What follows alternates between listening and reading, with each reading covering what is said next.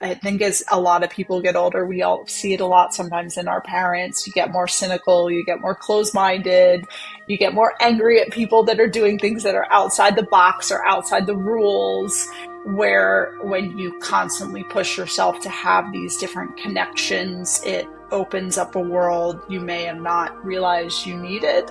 And it's hard to do, it's uncomfortable to do. There's going to be awkward pauses. There are going to be connections that don't connect and you're like, why am I doing this? But the moment you stop is when you'll fall into the trap of thinking you can do it all by yourself. And just because of all this AI and optimization, you cannot. We still need people around us.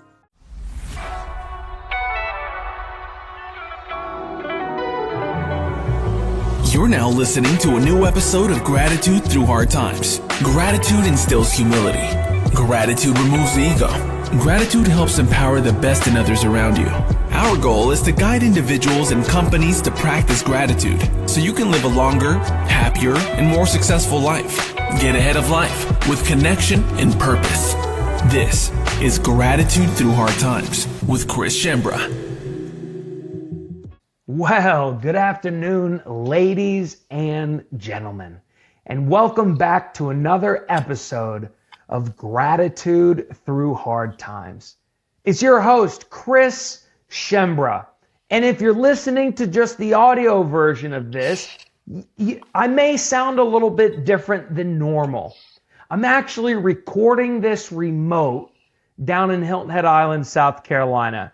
So if you can't hear the big bass of those Shure SM7Bs, my apologies. But nonetheless, we're excited to have you here for another great episode of this podcast. To all the loyal listeners out there that have been with us for years, it's good to see you, old friend. As you know, some of my favorite moments throughout the week are when you email in your thoughts, questions, comments, and concerns of today's episode guest. So keep them coming. To all the new listeners out there, it's nice to meet you. I don't know how you stumbled upon our humble little cozy corner of the internet, but we're glad you're here. Maybe you Googled today's guest, or maybe you were shared this episode from a friend as a way of them saying, I see you, I hear you, I love you. You matter, friend. Whatever it took you to get here, we're excited to have you. We invite you to click back through the podcast episode archives, and you'll see over 200 episodes across 8 years, our commitment to bringing on some of the world's great thinkers and leaders to tell the human stories of how they got to where they are today and where our world is going tomorrow. We're going to invite you to join us for our journey and click that subscribe button by the end of this podcast. But in the meantime, everybody, welcome to this podcast. Grab a glass of wine, grab a cup of coffee, and strap in for a really great conversation about the dinner table, about community, about connection. Now, I will preface this by saying, if you're looking for a go-to-market strategy on how to build your next community or connection endeavor, this ain't the podcast for you. Today, we're going to be talking about the thought leadership of what community and connection means to our world tomorrow. Now, here's the preface of insecurity. You know me. If you've ever asked me a question for advice, I won't give you advice, but I'll actually say, let me tell you a story. I live most of my life just telling stories. I've got a pretty decent one.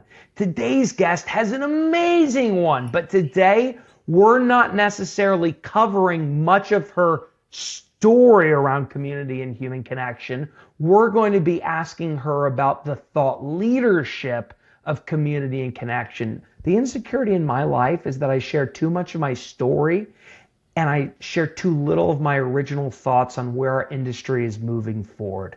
We've got one of the great leaders in our space, and we're going to be talking about the hope for you tomorrow. Today we have Samantha Wolfson, and her full bio is in the show notes below. She's done a ton. She's produced music festivals over 200 days a year. She's worked at Wieden+Kennedy at the top of the advertising industry. She is the founder of And the Table, and she has empowered a phenomenal amount of people to come together around community and connection in small groups, in large groups, pretty much all over the world. And now she has hosts all over the world doing it on her behalf. It's a pretty great model that we'll touch on a little bit today, but we're going to be talking about thought leadership for tomorrow. So grab that glass of wine, and without further ado, let's welcome Samantha Wolfson to the podcast. Welcome. Thank you for having me. What an intro. That was phenomenal. They say those who can't do teach. I say those who can't do are good hype men for others.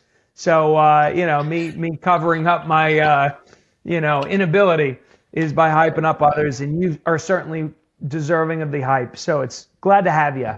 Appreciate now, it. Samantha, very much before we dive into community and connection, Yep. we have to ask a very simple question just to kick off the podcast. Let's do it. To all the new listeners, I invented a bowl of pasta sauce about 11 years ago, and I decided to feed it to people to see if it's even good or not. There you go. And I decided to host a dinner party. Mm-hmm. And we worked together to create the meal, and we had a shared group experience. But at 7:47 p.m., now the name of my company, we paused. We asked a very simple question. And it's come with us every single day ever since. And so, Samantha, to kick us off here today, I want to bring us back to the dinner table. There we go. And ask you a simple question. If you could give credit or thanks to one person in your life that you don't give enough credit or thanks to, or that you've never thought to thank, who would that be? The person I would give that credit to, who doesn't think I listen to them, but I really, really do, would be my dad. He is my storyteller. He is the person in my life I absorb all of my wealth of knowledge from, my drive, my ambition. He is the reason I have become a pit bull in some areas and can be very soft in others, because I see that is how he can both engage and react to the people around him. He is one half, my mother being the other half, of the people that taught me how important the dinner table was and how that sets the base for everything in your life, for business, for connection, for family. And he doesn't always think I listen to him, but if that is the one person, I hope he knows how much I do, and knows how much I've taken and learned from him to become the woman that I am. It would definitely be him. What's his name? Stephen Wolfson. A true born and raised in Brooklyn, Sheepshead Bay. Made his way, and him and my mom are currently they're in Nantucket, and he is enjoying some fishing, as he very well deserves, but still been working very hard. And him and my mom are both in Philadelphia now. So, yeah, Stephen, the storyteller who gives you a wealth of knowledge, where you get your drive and ambition and the duality of pit bull and softness, who taught you the importance of the dinner table and how connection and business and family and everything important in life comes from that. Yes. How old were you when you truly realized his importance in your life? I would say it was college. And I say college because I grew up having to be at the dinner table every single Friday night, and I hated it as a kid. You're telling me I can't go to the middle school dance because it's Friday night and I have to sit here with my family and my two younger siblings? I don't want to be here. I could invite whomever I wanted to that dinner table. My parents will cook for 5, 10, 15 friends. They brought new friends, but I was always so frustrated with that Friday night as a kid. And then by the time I was in university, I slowly started to appreciate what that table actually meant and what it had taught me. I was able to sit next to thought leaders, business women and men, family members who may have a disagreement on the political sphere, and engage in these conversations as a young woman who was able to have a voice, and that voice was listened to by adults. And that set the stage for me to be able to grow into whom I've become. And it was in college when I realized that wasn't normal. It wasn't seen as something that people did all the time, sit down and have that family meal. And never did I think that could actually become such a quintessential part of my career. But I attested to that, and it really started settling in my early 20s that this is really special what you have, what you've gotten, and what you want to further replicate in your life, and how it has formed you into the person that you are today.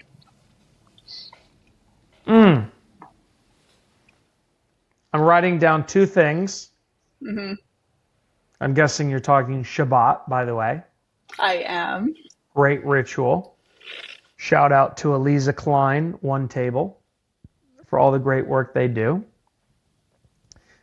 You talked about, just to recap and then close out that chapter on family, dinner table as a place of listening.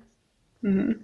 Dinner table as an act of abundance, being able to gather as many people as you want, and dinner table being a formation of character. Yes. So we're going to talk about that later in our conversations. Great. Because I believe the world is devoid of some of those spaces for abundance, character building, and listenership. Listeningship, whatever. We'll get back to those. Cheers to Steven. And cheers to the mama. And cheers to Gene Cohane on Nantucket Island, where we summer every year. One of my favorite places in the world. It's a great place. My mom's going next week. Oh, that's so great. No, tell me a moment when you realized, by the way, for all the listeners who are listening, I hope you remember that whatever old world ritual that you were a part of as a child, whether you like the ritual or not, is actually likely more needed in our world tomorrow than ever before in human history. The bringing back of old world rituals, that's what Samantha and I are going to talk about in a few minutes. So Samantha, take me back to the moment that someone else's ritual, it happened to be a family's ritual, ended up inspiring you to create a ritual. You are a consummate host of very beautiful, very well-attended Shabbats in New York City. You've gone on to build community and connection through a multitude of businesses. But take me to the moment that you were motivated to say, this is it. And I'm going to do something about it. And it's mine now, and off we go. It could be the 1st, it could be the 10th, whatever. I think for me, there was a slow burn, but when I first came to Amsterdam when I was, I think I was almost 10 years ago now, so I was almost 25, 26 at the time. And at that point, I think there's really been this conversation online, and you see it so much more on social, like, I'm lonely, I moved to a city, I have no friends. So it's a lot more apparent now, and people have these different ways on social to connect. And not that it wasn't there 10 years ago, but it wasn't spoken about as loosely as it is today. So when I was here and I wanted to find a way to make friends, at that point I was working at Wieden. And advertising people only talk about advertising things with other advertising people. And there's a point that I enjoy it. And then there's a point where I want my views to be pushed. I want to hear about other people's stories, because for me, that is the way you grow, to hear all of these different ideas from the world or someone that's lived a completely different life than you. So I put it out on social. Hey, I'm going to have a dinner. It's going to be on Friday night. I want every woman that's coming to not know each other. Just bring a bottle of wine and I will cook the food. So in doing that, there were really these serendipitous moments that kept just taking place, and not every dinner was a hit, but you keep connecting with people and you keep growing your web of people, and it's this way that you can connect on more things than, oh, I have this business deal, or I'm working on delivering XYZ to the biggest launch of the product, and what are you doing? You're saying, hey, I'm actually going through grief right now, or I am kind of low key don't want to work out because I'm not feeling my best right now. And you find these really vulnerable points and moments with people to connect to. And I kept having that at these dinners, and they felt so special to me that I was like, there has to be a way for me to create this into something more. And that had been burrowing in my head for a very long time. But coincidentally, a few years later, because I was really still in the advertising world at this point, and I was deep in it, and we were doing, I don't know if I'm allowed to mention brand names or not. So Yeah. I think I am. So we were doing the launch of the Ray-Ban Meta glasses, and that almost put me over. That was an exhausting launch, as well as we did the Samsung Awesome is for Everyone campaign, which also kind of almost did me in. And I always went back to these dinners as the place to just reconnect and find new stories and figure out what is actually my drive in life. More than money, more than putting a product out, like, where is my drive sitting? COVID happened, so everything stopped. And I think when we all came out of COVID, everyone was craving for connection. So it was this really perfect storm of, I have this concept I've been building really slowly. We're talking like 400 followers on Instagram. It's nothing crazy. Of 6 women around a table all come solo. What if I just stick with that hook, that concept? That's it. And I'm going to call it Wolf and Table because it's going to be around my home and my table. Launched it, and within the first month, I had 20 other women saying, how do I host this in my home? So I was like, okay, I have to switch the name because it's no longer just my table. Switch the name to And the Table, and that's really when the ball started rolling. And we kind of haven't looked back since then. Where is it now? Where is it now? We're in the place right now that there are on the platform a little over 200 hosts. We are hosting anywhere on the low side of 20, on the high side of 50 to 60 dinners per month. They are now, let's call it, in about 8 to 9 different countries, but we've built the platform as a tool for any woman to be able to come on, decide to host. She can put up a table, puts a theme around the table, which is a really big part, I think, of what we'll probably talk about, where the future of this is going and why that theme is so important, to find women to connect with that want to come to her table. She can choose if it's a request or if it's just an open table and anyone can come. The majority happen in homes, some happen in restaurants, but then it's just a night for them to come around a table, converse, connect, and continue to live their lives. Magic. It is. Magic. On behalf of humanity, I thank you. I hope you hear that enough. And we definitely get some really amazing feedback. So that is what makes it extremely rewarding. For all you listeners, let's roll through all the things that made me smile.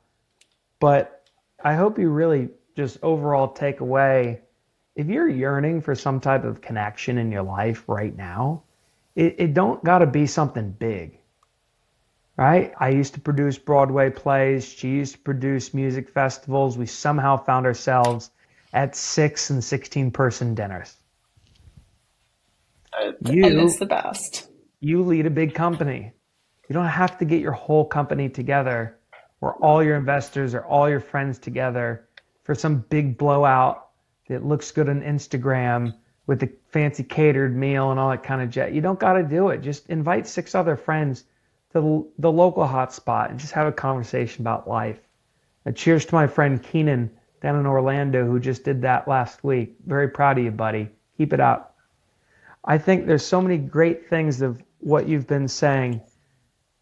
Your growth comes through your ability to listen to different stories, maybe diverse stories around the dinner table. The dinner table is a place for stories. You beat burnout by coming back to the dinner table. Here's the cool thing about Samantha's life and maybe your life listening to this as well. You don't have to trade a life that looks good on paper for a good life around the dinner table. You can do both. It's an and, not or, right? Her dad, Steven, taught her to be a pit bull and soft at the same time, and not or. She listened to the craving of the world around her. She listened to what people wanted during COVID, and she gave them something. My invitation is to actually get in front of your people. You listening, have people around you that are saying things that you're not listening to. Listen to your people. You know, Samantha says you got 2 ears and one mouth for a reason. Listen to your people, to what they're craving, yearning on a spiritual level, and solve that for people. It only has to be six people at a time if you want it. It's pretty magic.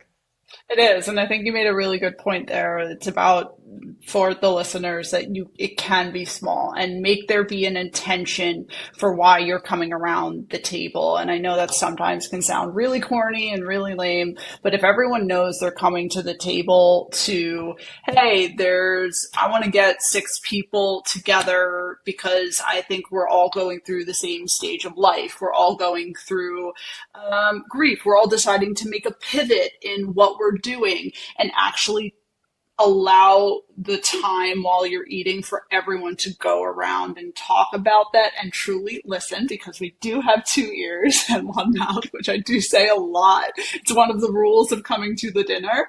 And that allows for the space to realize you can connect on a different level than just your career paths, which actually then strengthens those paths together because you don't know, random scenario, Sarah and you are both marketing managers, but she actually just got a new dog and you've had a dog for 2 or 3 years, but you can connect over the puppy phase and how important giving it a frozen carrot may be. It's these really weird little quirks that will connect you more than you think to be able to call on Sarah next time you need a favor.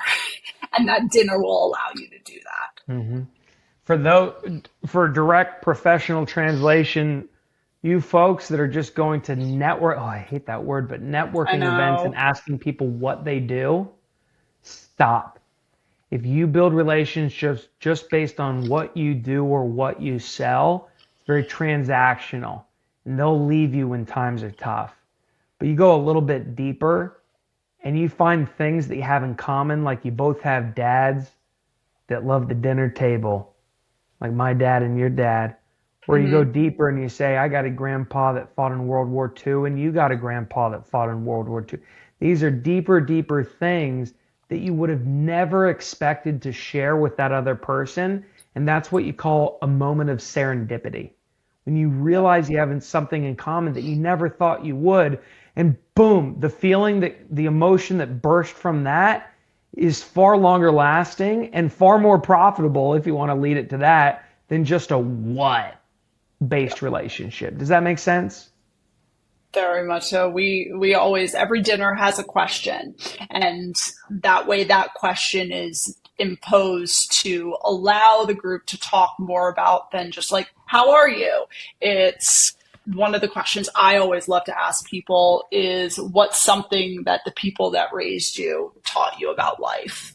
And it always opens up a can of worms in the best way possible. But sometimes when you have those 2 or 3 questions, and instead of saying, what do you do? How do you spend your days?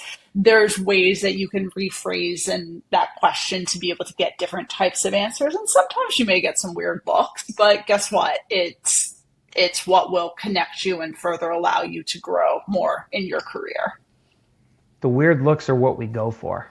Yeah, we like the weird looks. Oh my gosh, they're the best.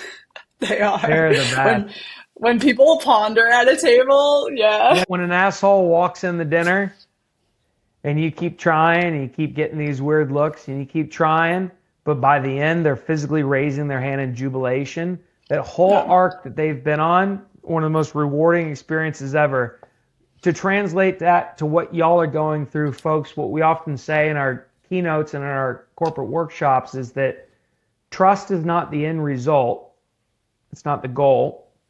It's just the entry point that when trust is paired with something called productive conflict and constructive challenge, that creates new behaviors and rituals and rewards and incentive structures, etc. What that means is that awkwardness through conflict, through weird looks, through judgment, through whatever that middle part is, that's the most important part. And so whatever you're doing or thinking about doing, make it something that you're about to do that makes people have a weird look at you. Samantha, as kind of a closeout on that chapter, and then going forth into the future, to link what I just said to now talking about the thought leadership piece. So we just talked about Samantha's story. Now we're going to talk about the future and what this all means for you. You've done something that on paper probably looked weird to some people for a long time. Right? I know, I'm a bowl of pasta toss and a gratitude question. I'd show up with a fanny pack and a bottle of cheap Russian vodka and tomatoes from Fairway Market and a big box that had the word rigid on it. Like, it's weird. Yeah. That's what made us memorable. Very Do much you so. think we live in a world that tomorrow will require weirdness or non-weirdness? For instance, are we in a world that's devoid of weirdness, devoid of color, and you think color and weirdness and uniqueness will come back? And how can the dinner table and the questions that you ask play a part in that? Oof, that's a good question. I might have led you too hard, sorry. No, it's a Okay. good question. The first thing that actually comes up with the question is more speaking through tension points, because I always think there needs to be a weirdness and color at a dinner table. If everyone's coming to the dinner table and you think, look, feel, have experienced the same thing in life, you're going to sit there just agreeing with one another, and you're not going to get anywhere. Society's not going to get anywhere. You're not going to push your life or your career anywhere. But when there is that weirdness, or what I like to call kind of these tension points that kind of, if you make you feel weird, that's where growth starts. Because growth starts at those points of like, ooh, I don't know how I feel about that. Or, ooh, I'm not sure how that person has gotten to that conclusion. But when you sit back and listen, you realize this is a whole person that has gone through a completely different stages, trajectory of life than you have. And at least for us, and I really recommend that for anyone that's doing any type of dinner party or experience or any gathering, is you really want to step back, and you're actually starting with a really big tension point of who's going to be here.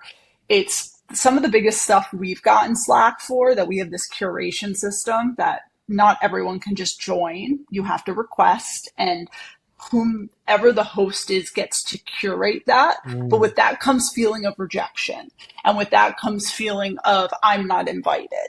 But who's at the table is as important as who's not at the table. And this goes for any gathering anywhere. And so those tension points starting even before everyone steps in the door allows for everyone to come into that space, whether it be a small keynote speaking session for thought leaders or a dinner table, that you're supposed to be in this room. You're supposed to be here because this has been curated. And you're hoping that the person in charge of that curation really has sat there and says, I want everyone from all walks of life with the same nucleus of what this is to be in that space. I mean, it's the Jeffersonian dinners at its finest of let's pair people all together around a certain topic or a theme and make sure the people who disagree with each other sit next to each other. And there must be one cohesive conversation around the table at all times. It's where, at least in the history books, it's told us that has started. It probably started before, but still.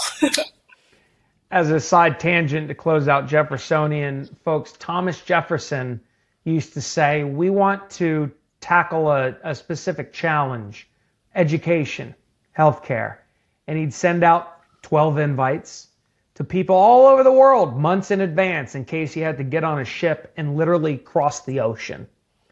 And they'd come to Monticello to his home, and it'd be a 12-person dinner, as Samantha said.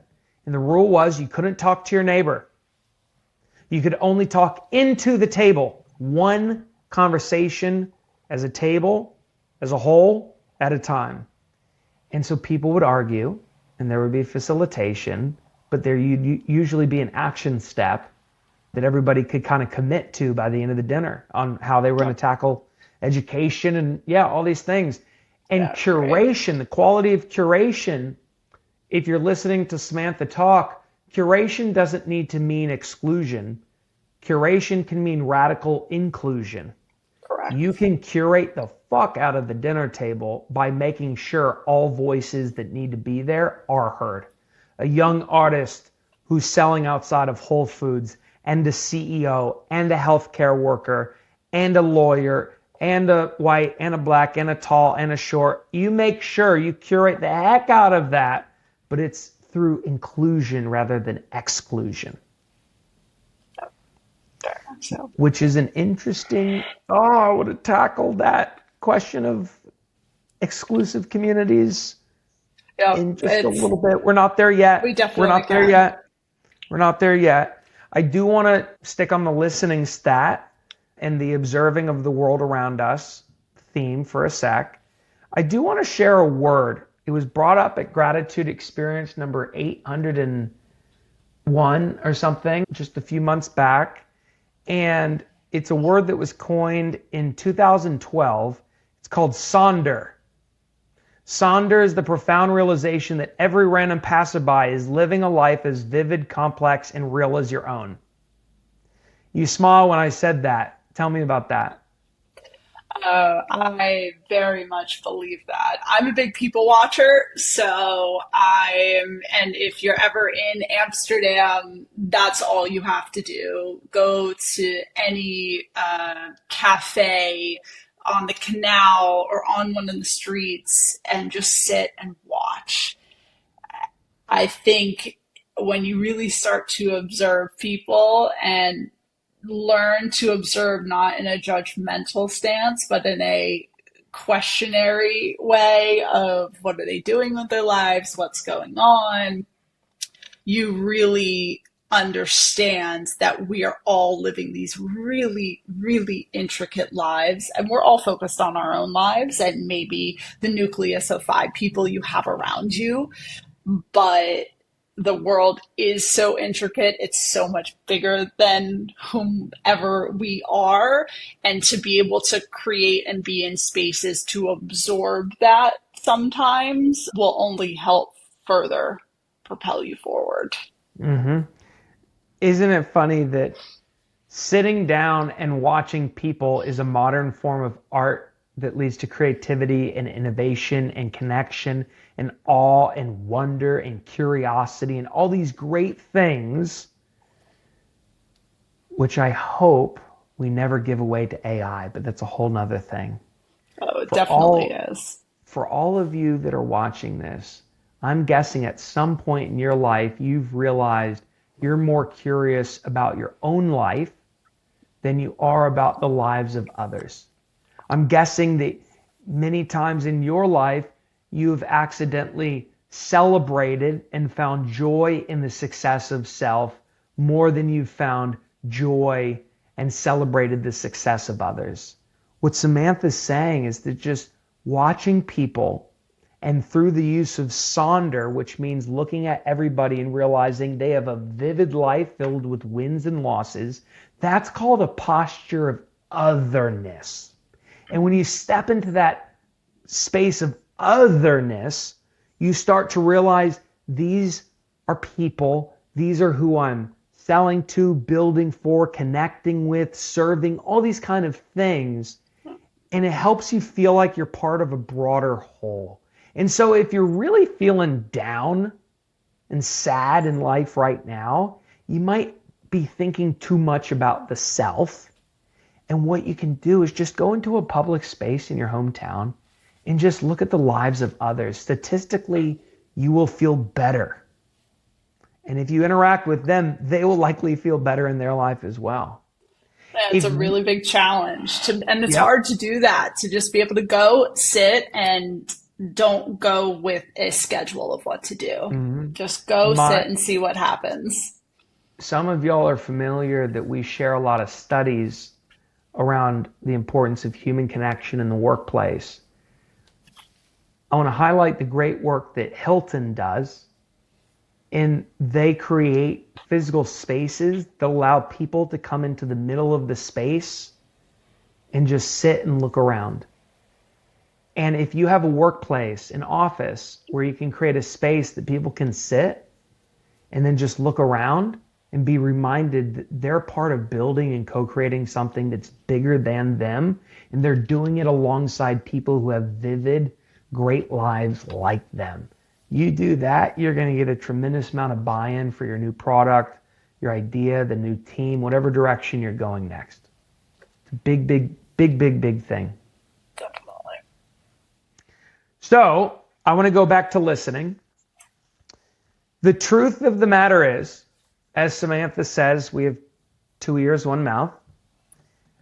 A stat that my buddy Felipe Gomez once taught me is that the brain has the capacity to think about 400 words a minute, has the capacity to listen about 150 words a minute, but only has the capacity to speak like 90 words a minute.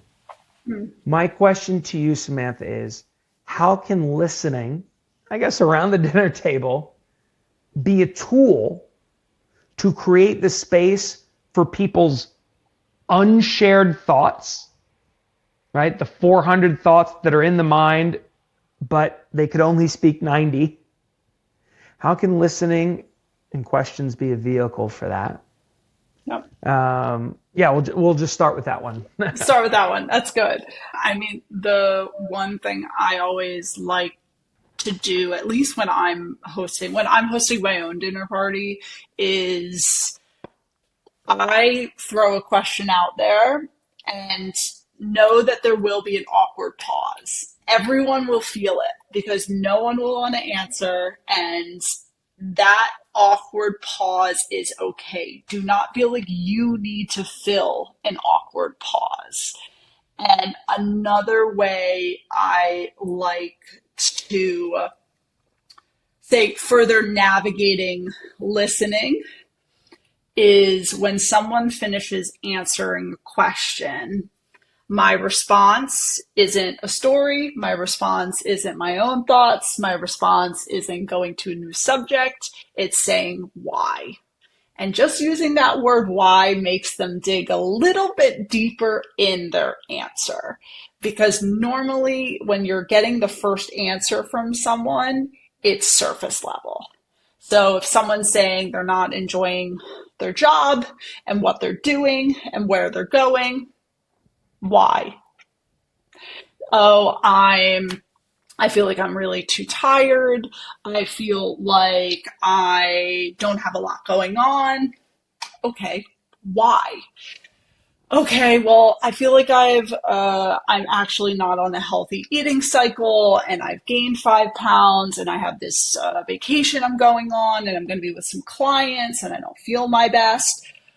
Okay, we've gotten from you don't like your job all the way to you're not comfortable in your skin right now because you've gained some extra weight. We've actually taken a whole different path of where this story has started.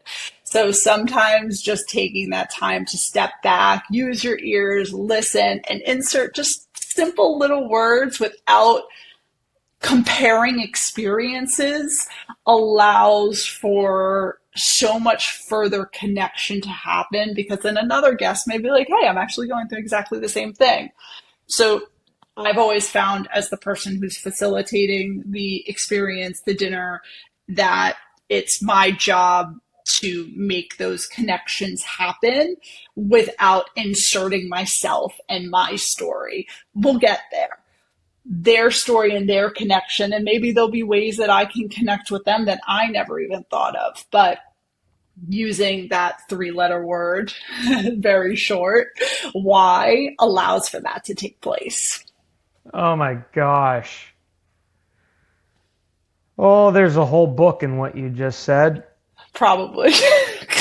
Oh yeah, there is. I'm going to repeat a few of the great things back to you.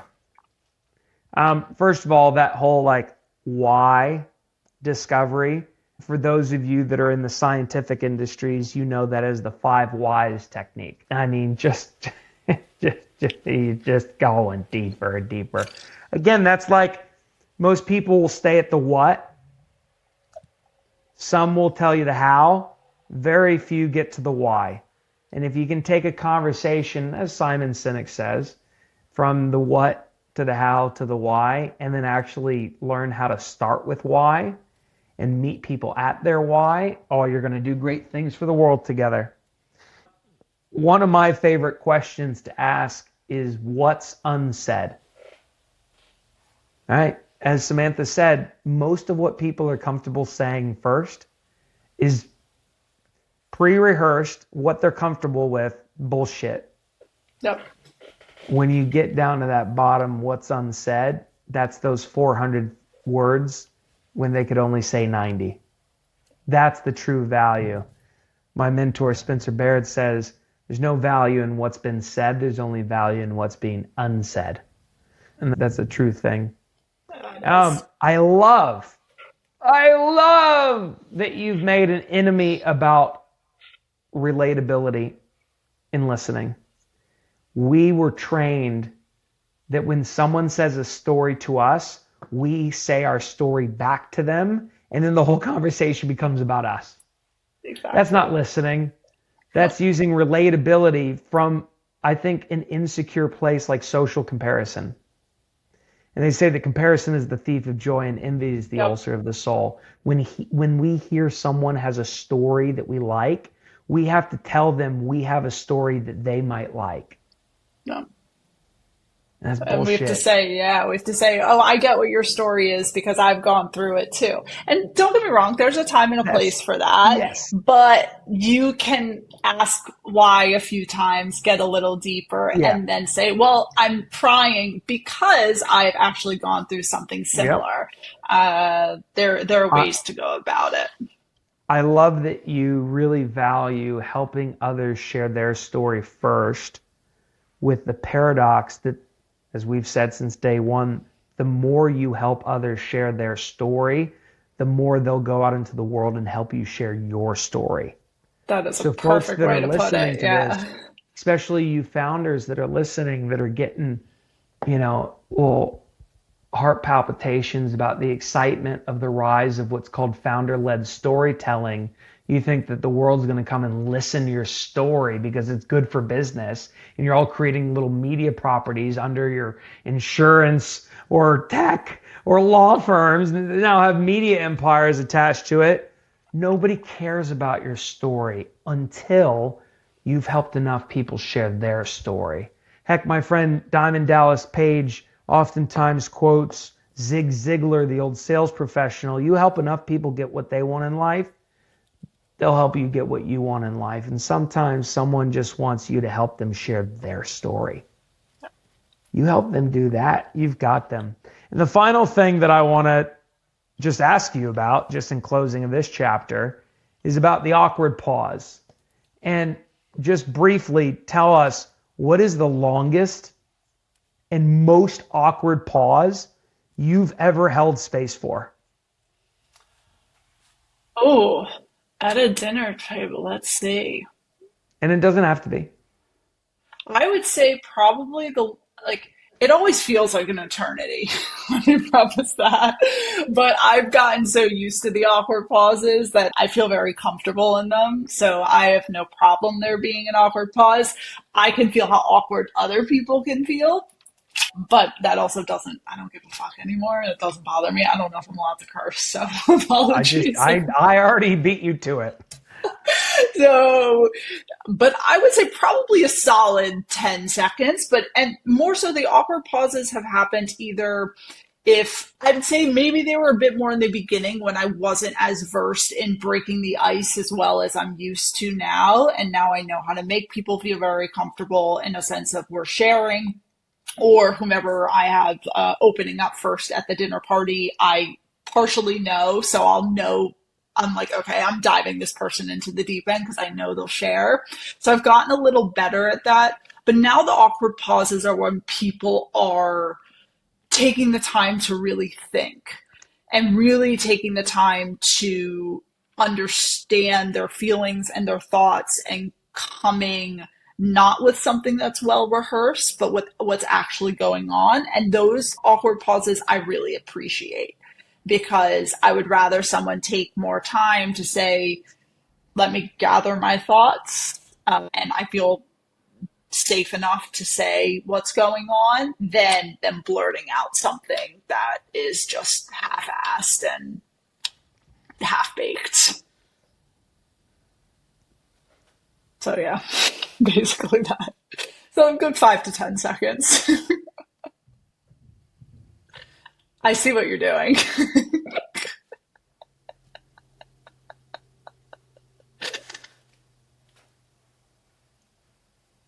If the listener is listening too, this is going to be really funny because they won't know an awkward pause is taking place.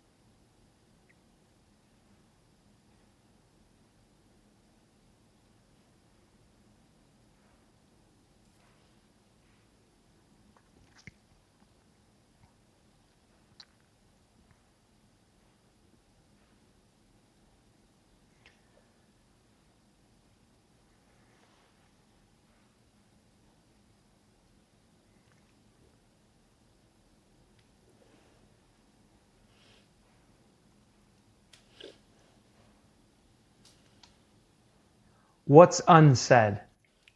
Love it. Love it. Which part of what's unsaid? Which part are you not prepared to answer? What's unsaid within the dinner party space, within the community space? That's the first thing that comes to mind is that two parts. Everyone's making a community right now and calling it a community, but it's not a community. And everyone wants a community, but they don't want to come back to that community after it gets hard. And we have that a lot with hosts.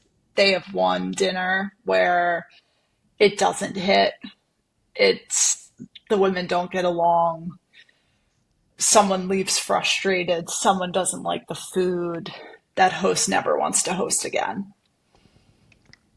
But the people who are genuinely gatherers, community makers, and connectors, they realize that they have to keep coming back no matter what.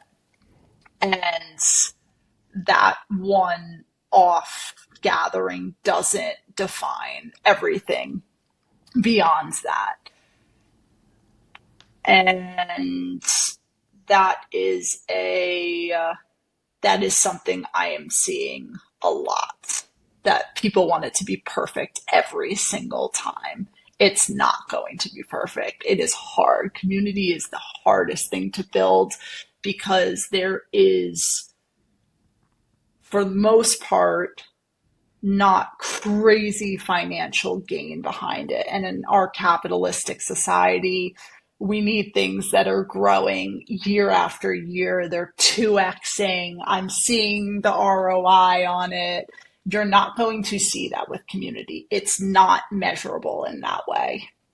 And for the people that are building it, they're bringing so much more value than what can be put on a spreadsheet. So that's something I think that has definitely been happening in the space recently. So ROI less and getting through the hard times.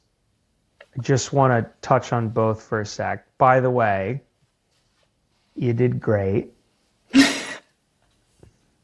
in the pause. Loved it. I didn't catch on for a second. For a second, I was like, oh, he's pausing. He's letting me finish. And I was like, oh, this is a pause. I want side story before we get in there.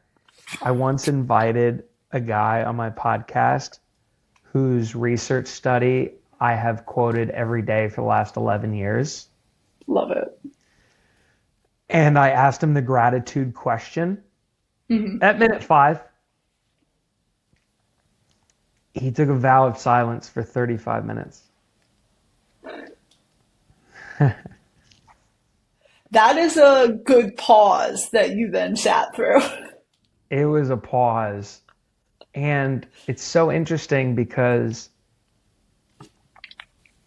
on paper or at face value, so many people that I've said this to have said, that's rude as shit. But I actually saw it as a sign of respect. Because here I am, one of 10 million people who have quoted his study.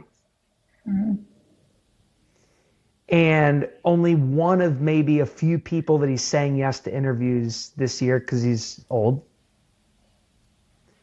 And I just see that that was his way of knowing, I've got a good feeling about this kid, but let me put him through the ultimate test, which is to give him nothing of what he wants.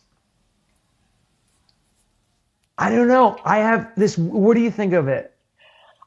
I think there's value in that. And listen, did you continue to have the conversation after his pause, I presume? I finally, because I kept trying different things, and there were many minutes of silence, but I was also trying different things. I even made fun of him at some point because he got done drinking his coffee, and I said, you must feel like shit that you've got nothing to drink for the rest of our conversation, huh? So I was, doing these things. And I finally went back to the gratitude question. And then he finally answered it. But amazing. But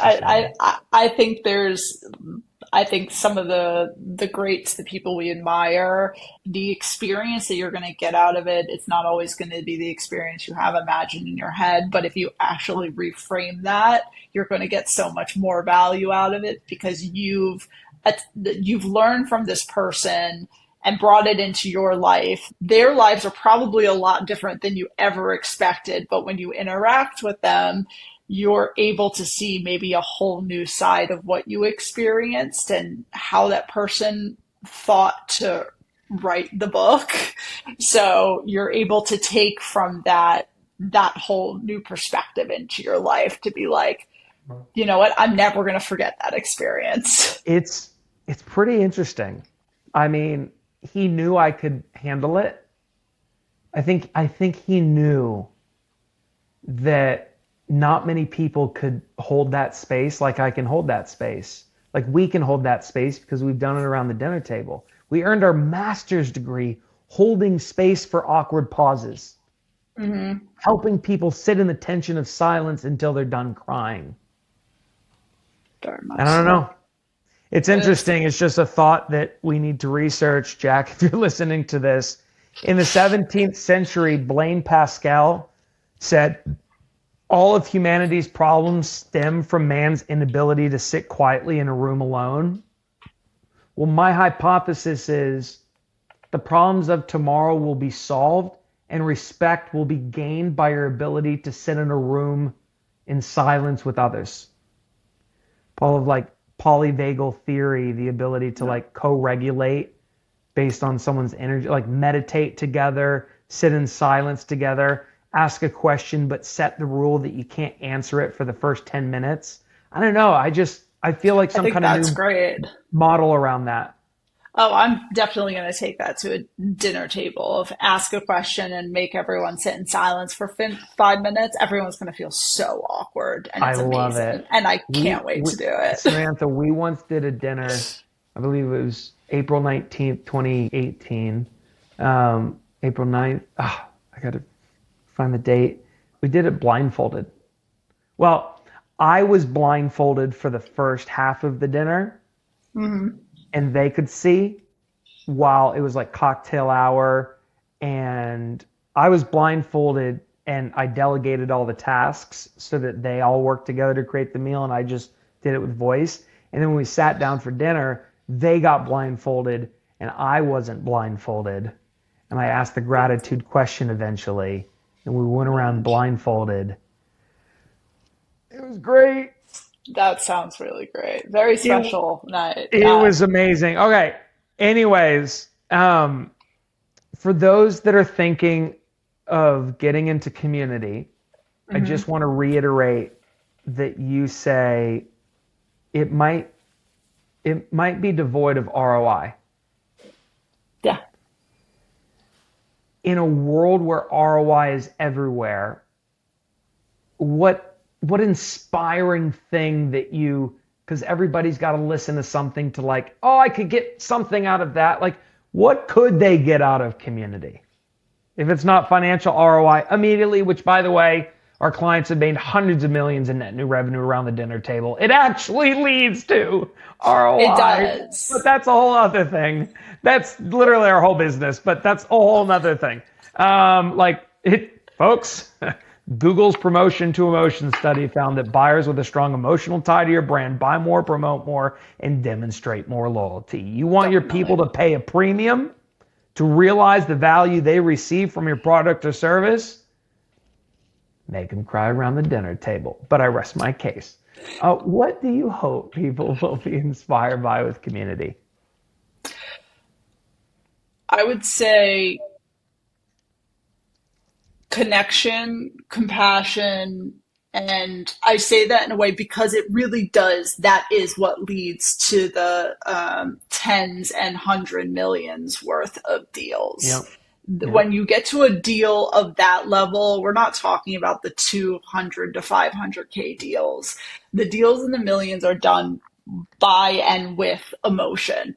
Yep. Yes, of course, there's a lot of money that comes out of it, but people want to deal with people they like.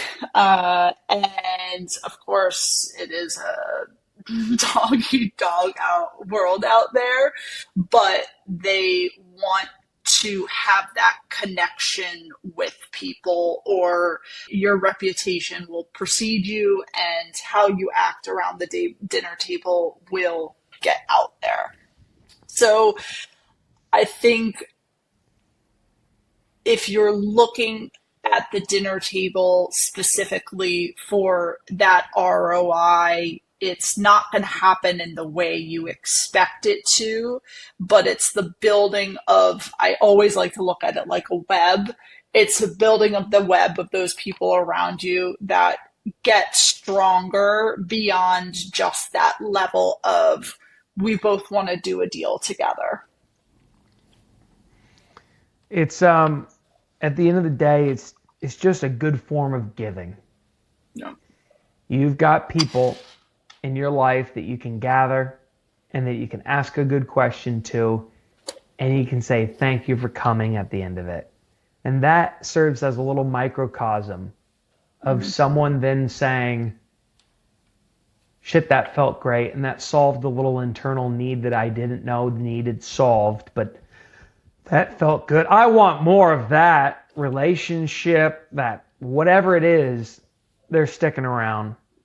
Something very important that needs to be said, Samantha, you talked about, the getting through the hard times when building community. I think it must be said that a single event can change an evening. A series of reoccurring events can change a lifetime. Can you tell me, in this new connection economy, right? The new $1 trillion wellness economy is social health. Yep. Right? According to VML, top 100 micro trends of 2027, social health is here.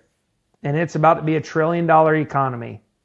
Yep. Well, we want to make sure people do it right and don't just go for the quick event, the quick win. You got to show up on a reoccurring basis. You got to create a ritual around it, and you got to get through the hard times. Tell us about that and your hope for people that are watching this. Oof. Getting through the hard times. Well, I think community is actually the thing that will get you through the hard times. So if you're building a base, those are the people, by building that, are going to be able to support you through the hard times within business. There's a good chance potentially a lot of your listeners aren't going to be building a community as their company, and that is very much okay. You don't have to. Not everything has to become a company. It can be the tool you use to strengthen everything else. And with that, by building that community, it's going to be able to assist you in whatever hard times you go through, because you're going to have these connections now beyond just career that you will be able to touch in on. It's all these like little light touch points of acquaintances that aren't just, hey, we're both in the ad tech space and we run ads together. It's, hey, I know they've gone through this thing and I'm going through it now too. Why don't I just ask them and one other that I know is going through it? Let's go get a lunch together. Those are the touch points that of community is going to help you be able to thrive through those times, and actually sometimes reveal paths within your life that you didn't expect to take place just because you decided to have a meal with someone. Yeah. The folks that are listening to this, I know y'all are excited about the advent of AI. I know you're deploying it across your employees. I know you're probably Claude coding and maxing and vibe coding yourselves. I know you're probably going to the gym at 5 a.m. and you're getting into the office earlier and you're playing around with code and you're eating your almond at 4:30 and you're going home and you're kissing your kids and you're eating your dinner and you're going back to work and you're doing your thing, but you haven't seen your friends in months. You haven't kissed your wives in weeks. Your soul is bankrupt. I know, because I'm that very guy. And I can tell you there is no better wellness strategy to help you perform at peak condition tomorrow than to throw away all the bullshit wellness trends that you think are working and just get back to just taking a pause every now and then, slow down, skip the gym, turn off the Apple Watch, stop optimizing everything, have a drink, smoke a cigarette, eat some gluten with your friends, and have a conversation to the wee hours of the morning. Call in sick tomorrow at work. Yeah, you might lose a few $1,000 or something, but your heart will start healing. And if you do that, you will weather whatever storm happens tomorrow. Do you see that that's the way the world's it needs to go? We always say find a balance in your life. Now it's all about optimization, but Oh. everything has to be optimized. I'm not wearing my ring right now, but I've actually learned to put it away sometimes because my whole life doesn't need to be optimized. And sometimes just connecting around a dinner table with a bowl of pasta, laughing until the long hours and saying, you know what, I'm going to start tomorrow at 9 a.m. instead of 5 a.m. Actually is what propels you forward a lot more. And the unexpected human connections is what will bring you so much joy in your life that you'll I think as a lot of people get older, we all see it a lot sometimes in our parents. You get more cynical, you get more closed-minded, you get more angry at people that are doing things that are outside the box or outside the rules, where when you constantly push yourself to have these different connections, it opens up a world you may have not realized you needed. And it's hard to do. It's uncomfortable to do. There's going to be awkward pauses. There are going to be connections that don't connect and you're like, why am I doing this?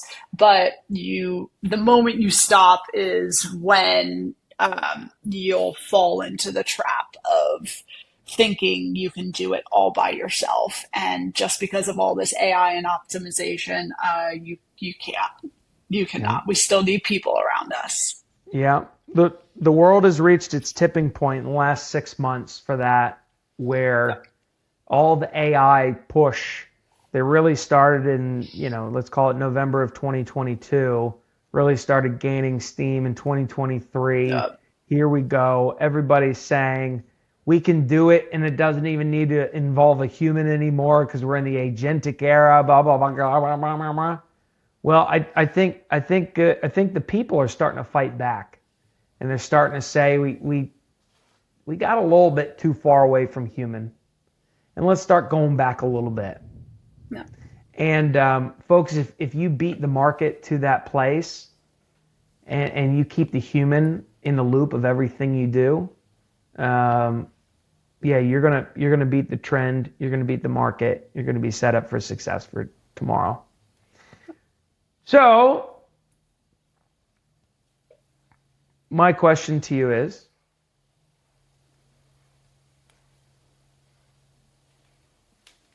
if your dad was here in this call today, and you could speak directly to him to give him gratitude, what would you say?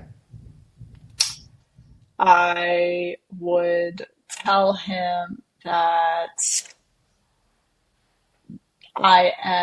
Dad, I'm very thankful that you pushed me as a young woman to always speak my mind at the dinner table, to always ask why if I didn't understand or wanted to know more about what an adult was saying, because that has framed my entire existence of how I operate in this world and how I show up and how I ask questions and how I listen. And that's navigated me to the place that I'm at in now having but now one predominant, one growing community that I am now seeing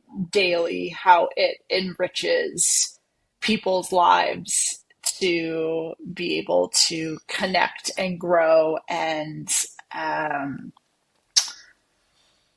further just build into the person they want to be, whatever that means. If that means one dinner a year, if that means one a month, it's still pushing everyone forward. And I think I am feel very lucky that you and mom allowed me the space and the ability to be able to do that. So that's what I would probably tell them. They didn't push me to be a lawyer or a doctor. They said, hey, if you can build it, go do it. We're behind you. You've taken a lifetime of education from two great people, and you've turned it into a lifetime of impact. Yeah. And luck is certainly part of it, but you earned the right to sleep at night knowing that you've done good work that day. Yeah. And I hope you remind yourself of that enough. I definitely do. One thing my dad always says is hard work breeds luck. And I definitely live by that. So just keep working hard. The luck will come, but you have to put in the hours for that luck to take place. Folks, put in the hours a new way, differently tomorrow. The world needs it. Please. Yeah. Folks, we covered a lot today. Holy guacamole. That is not. My invitation, y'all, is to look at your calendar and pick a date 6 weeks out and invite a few friends over for dinner. And come up with some wacky ass rules, like you can't pour your own glass of wine. If you want to drink, make a friend.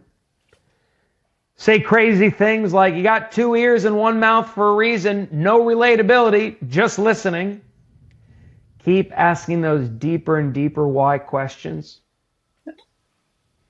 Commit to the dinner table, and I can promise you that whatever we go through tomorrow, we're going to be just fine because we'll do it together. Thank you for tuning into this episode. Any last words in closing, Samantha?